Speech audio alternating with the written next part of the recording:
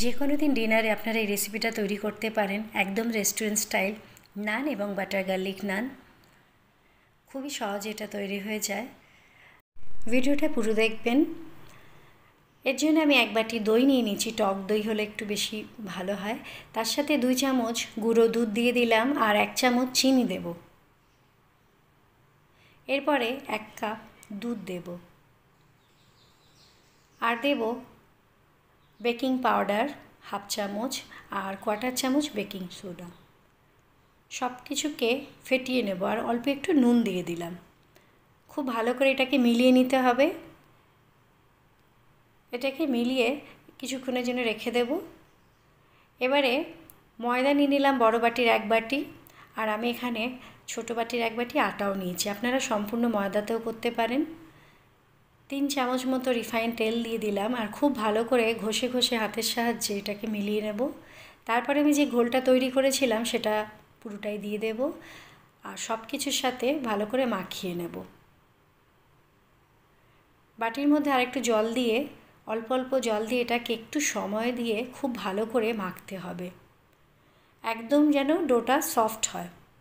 একটু ঠেসে ঠেসে এটা মাখতে হবে। এরপরে অল্প একটু অয়েল দিয়ে এটাকে ঢেকে আমি ঘন্টাখানেকের জন্য রেখে দেব। দেখুন ঘন্টাখানেক পরে এটাকে আমি খুললাম, ভীষণই সফট হয়েছে। আবারও এটাকে ভালো করে ঠেসে নেব। এবার এর থেকে লেচি কাটবো। আমি রুটির সাইজে যেভাবে আমরা করি সেরকম লেচি কেটে নিচ্ছি।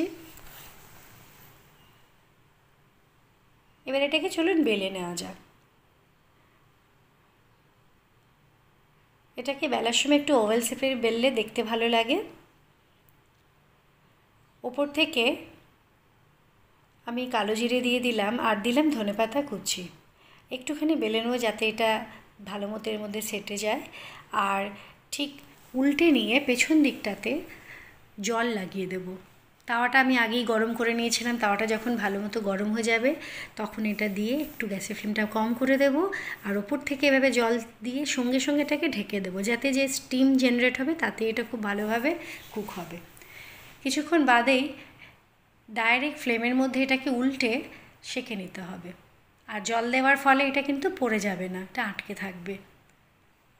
ভালো করে একটু এটাকে সেঁকে নেব। দেখুন সেঁকা হয়ে গেছে। এবারে আমি বাটার দেব। আপনারা ঘিও ব্যবহার করতে পারেন, যেটা পছন্দ। খুব ভালো করে বাটার লাগিয়ে দিলাম। দু পিঠে বাটার লাগিয়ে দিয়ে একটু উল্টে পাল্টে আর একটু সেঁকে নেব। দেখুন তৈরি হয়ে গেছে, এটাকে তুলে নিলাম।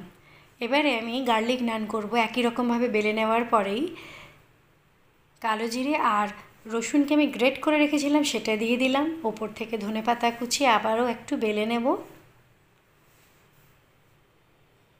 ঠিক একইভাবে পেছন দিকটাতে খুব ভালো করে জল লাগিয়ে নেব আর গরম তাওয়াতে এটা দিয়ে দিলাম। তারপরে আবারও অল্প জল একদম সাইডে দিয়ে সঙ্গে সঙ্গে ঢেকে দেব। এবারে হালকা একটু বাটার লাগিয়ে দিচ্ছি। এখন বেশি বাটার দেবো না, অল্প একটুই দিলাম। এটাকে ডাইরেক্ট ফ্লেমে সেঁকে নেব। দেখুন সেঁকা হয়ে গেছে। অপর পিঠেও খুব ভালো করে বাটার দিয়ে সুন্দর যখন কালার আসবে উল্টে পাল্টে এটাকে সেঁকে নেব। তৈরি হয়ে গেল। চলুন এটা সার্ভ করে নেওয়া যাক। দেখুন ভীষণই সফট হয়েছে আর ওপর থেকে ক্রাঞ্চিনেসও ভালোই হয়েছে। আমি এটা চানা মশলার সাথে সার্ভ করলাম, একটু স্যালাড আর আচার দিয়ে। ভিডিওটা পুরো দেখার জন্য অনেক ধন্যবাদ। সকলে ভালো থাকবেন এবং সুস্থ থাকবেন।